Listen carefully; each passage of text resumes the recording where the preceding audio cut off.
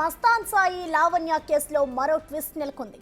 లావణ్య కేసులో Narsingi detective inspector Srinivas ను CP office కు అటాచ్ చేస్తూ సిపి అవినాష్ మహంతి ఉత్తర్వులు జారీ చేశారు. లావణ్యతో తరచూ వాట్సాప్ లో వీడియో కాల్స్ మాట్లాడుతూ శ్రీనివాస్ పరిచయం పెంచుకున్నారు. ఇది వైరల్ కావడంతో దీనిపై పోలీసు ఉన్నతాధికారులు విచారణ జరిపారు. డిఐ శ్రీనివాస్ లావణ్యతో మాట్లాడింది నిజమేనని విచారణలో తేలడంతో ఐజీ ఆఫీస్ కు ఆయన్ను అటాచ్ చేశారు. ఇక లావణ్య రాజ్ తరుణ్ పై ఫిర్యాదు చేసిన నాటి నుంచి ఇటు శ్రీనివాస్ తో పరిచయం ఉన్నట్లుగా తెలుస్తోంది. తరచూ వీరిద్దరూ ఫోన్లో వీడియో ఆడియో కాల్స్ మాట్లాడుకున్నట్లుగా సమాచారం సోషల్ మీడియాలో వైరల్ గా మారడంతో శ్రీనివాస్ పై చర్యలు తీసుకున్నారు. హలో హలో ఇది వినిపించలే వినిపించట్లే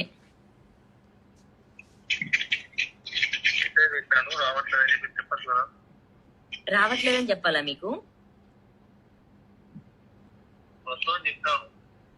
వస్తా అంటే ఏమైతుంది ఇప్పుడు?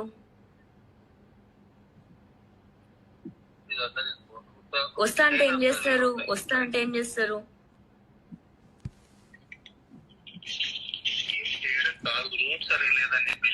అవన్నీ మీకు ఎందుకు?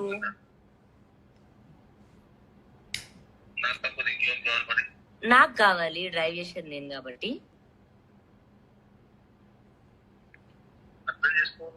నేను చేసుకోను, నేను అంతే గలీజ్, చాలా గలీజ్.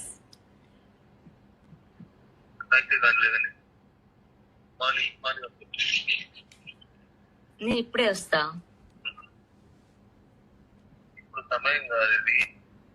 అంటే మీరు డ్యూటీలో ఉన్నారు, మీరు ఇట్లా పనిలో ఉన్నారు, మీరు కలవడానికి అవ్వదు అంటే పర్లేదు, నో ప్రాబ్లం.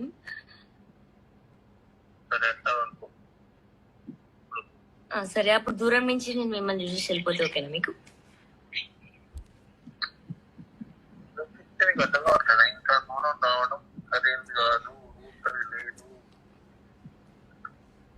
ఓకే సరే, మీకు కోపం వస్తున్నట్టు.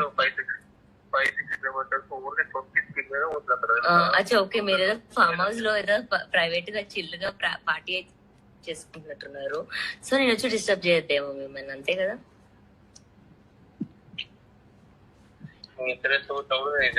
నేను ఇంత రెచ్చగొడతాను, నాకు రెచ్చగొట్టడం అంటే ఇష్టం, నాకు కసి కసి అంటే చాలా ఇష్టం. చెప్పినా కదా మీకు,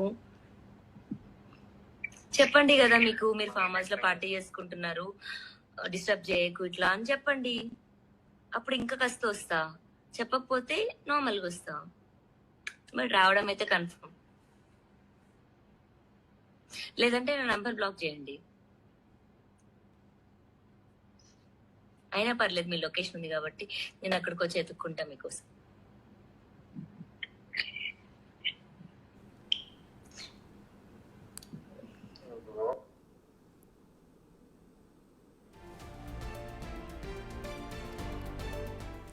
దీనికి సంబంధించిన కంప్లీట్ అప్డేట్స్ ని మా ప్రతినిధి రానా లైవ్ ద్వారా అందిస్తారు. రానా, మనం చూస్తూ ఉన్నాం, ఇటు లావణ్య కేసు ఏదైతే ఉందో దీనికి సంబంధించి ఒక ఇన్స్పెక్టర్ లావణ్యతో వీడియో కాల్లో మాట్లాడిన విజువల్ అయితే బయటకు వచ్చింది. అసలు ఇటు శ్రీనివాస్ లావణ్యకి అసలు ఎప్పటి నుంచి పరిచయం ఉందనుకోవచ్చు రానా?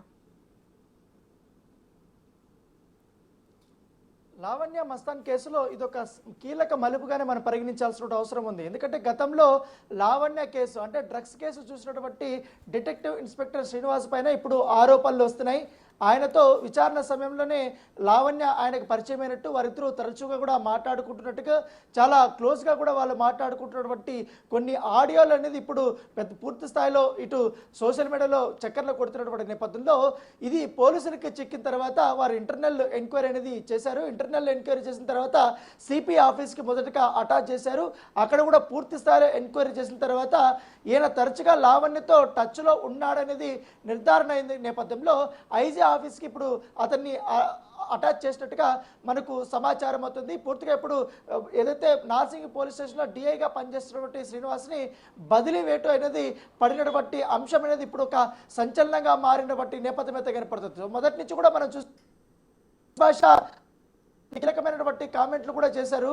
ఎందుకంటే లావణ్య కేసులో ఒక పోలీస్ అధికారి తరచుగా లావణ్యతో మాట్లాడుతున్నాడు, వాళ్ళు చాలా క్లోజ్గా ఉన్నారు. ఆమె ఎప్పుడు మాట్లాడినా, ఎవరితో మాట్లాడినా నార్సింగ్ పోలీస్ స్టేషన్కి రా చూసుకుందాం అనే ధోరణులతో కూడా ఆమె మాట్లాడిందంటూ కూడా ఆయన కొన్ని ఆరోపణలు చేసిన నేపథ్యంలో తాజాగా ఈ యొక్క ఆడియో అనేది ఇప్పుడు వైరల్ అవడంతో దాన్ని పెద్ద ఎత్తున కూడా ఒక చర్చ అనేది జరుగుతున్నటువంటి నేపథ్యం అయితే కనపడుతుంది.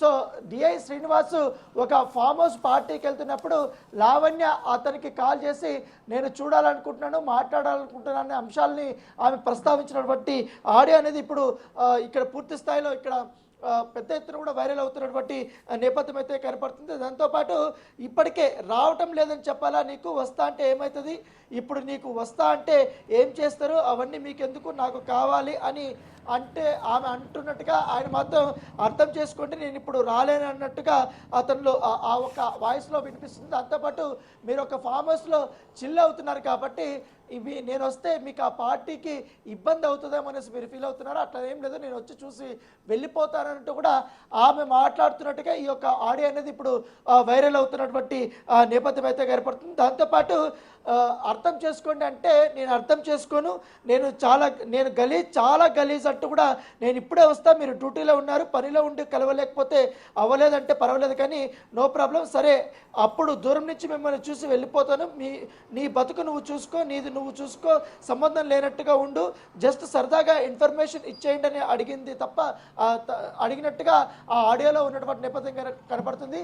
సో ఆమె ఏదో ఒక ఇన్ఫర్మేషన్ కోసం కేసు గురించి ఏదో అడుగుతున్నట్టుగా అతను ఇన్ఫర్మేషన్ ఇవ్వనట్టుగా ఒక ఆడియో అనేది ఉంది. అయితే గత నిన్నటి నుంచి కూడా అనేక ఆరోపణలు శ్రీనివాస్ మీద వస్తున్నాయి. ఒక కేసు విషయంలో లావణ్యతో కుమ్మక్కయ్యి ఆ కేసును నీరుగార్చే విధంగా కూడా అతను ప్రయత్నిస్తున్నాడు అనేది కూడా అతని పైన ప్రధానమైనటువంటి ఆరోపణ. ప్రస్తుతం అది ఎంక్వైరీ దశలో ఉంది కాబట్టి కేవలం ఇప్పుడు లావణ్యతో అతను టచ్లో ఉన్నాడు, ఎక్కువగా క్లోజ్నెస్తో ఉన్నాడనే అంశం మాత్రమే ఇప్పుడు తెరపైకి వచ్చింది. నెక్స్ట్ నిజంగానే ఆ కేసుని నీరుగార్చడానికి ప్రయత్నించారా, అసలు ఏ కేసు, డ్రగ్స్ కేసా లేకపోతే రాస్తరన్ కేసా, ఏ కేసులో వీళ్ళు యొక్క సంభాషణ జరిగింది, ఎందుకు వీళ్ళు ఇంత రెగ్యులర్గా మాట్లాడుకుంటున్నారు అన్న దాని అంశం పైన కూడా పోలీసులు పూర్తి స్థాయిలో ఎంక్వైరీ చేస్తున్నటువంటి నేపథ్యం అయితే ఏర్పడుతుంది. సో ఇదే విషయం పైన లావణ్యను కూడా క్వశ్చన్ చేసే అవకాశం ఉన్నట్టుగా మనకు సమాచారం వస్తుంది.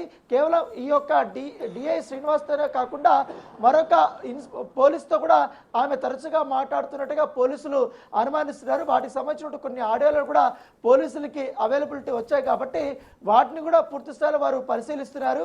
కొన్ని ఎందుకంటే అవంతా కూడా వాట్సాప్ కాల్స్ అనేది కూడా డిఐ చెప్తున్నారు.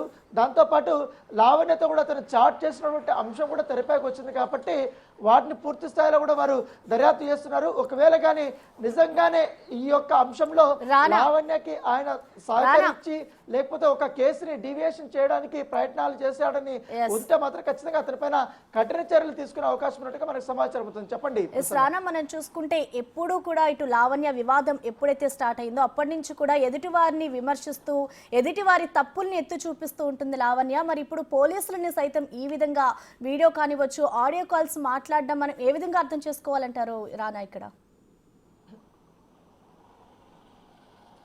సో మొదటి నుంచి కూడా లావణ్య పైన కానీ అలాగే మసన్ సాయి పైన కానీ ఒక ప్రధానమైనటువంటి ఆరోపణ ఉంది. వాళ్ళకి ఎవరు కాల్ చేసినా ఎవరు మెసేజ్ చేసినా వాళ్ళు రికార్డ్ చేసుకుంటారు.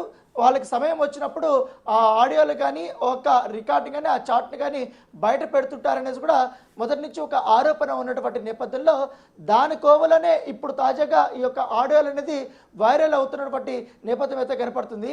సో నిజంగానే ఇప్పుడు లావణ్యకి సహకరించినటువంటి వారెవరు, ఏ కేసులు అన్న దానిపైన ప్రధానంగా పోలీసులు ఇన్వెస్టిగేషన్స్ స్టార్ట్ చేశారు. మరోవైపు రేపటి నుంచి 13వ తారీఖు నుంచి కూడా ఇదే కేసులో లావణ్య పెట్టినటువంటి కేసులో మస్తాన్ సాయిని 2 రోజుల పాటు కూడా నార్సింగ్ పోలీసులు ఆయన్ని కస్టడీకి తీసుకోబోతున్నారు. ఎందుకంటే ఆయన పైన ప్రధానమైనటువంటి ఆరోపణ ఏంటంటే భారీ ఎత్తున మహిళలకు సంబంధించిన నగ్న వీడియోలు, ఆడియో కాల్స్, ఫొటోస్ ఇవన్నీ కూడా అతని వద్ద ఉన్నాయి, హార్డ్ డిస్క్లో నిక్షిప్తమైన ఉన్నాయనేది కూడా ఆరోపణ ఉంది. కాబట్టి అవన్నీ కూడా హార్డ్ డిస్క్లు కొన్ని సబ్మిట్ చేసింది. ఆ కేసు నడుస్తుంది. ఇప్పుడు రిమాండ్లో కూడా మస్తాన్ సాయి ఉన్నటువంటి పరిస్థితి ఏర్పడుతుంది. మరోవైపు మస్తాన్ సాయి సంబంధించిన నిన్న వారి కుటుంబ సభ్యులు కూడా నిన్న స్పందించారు.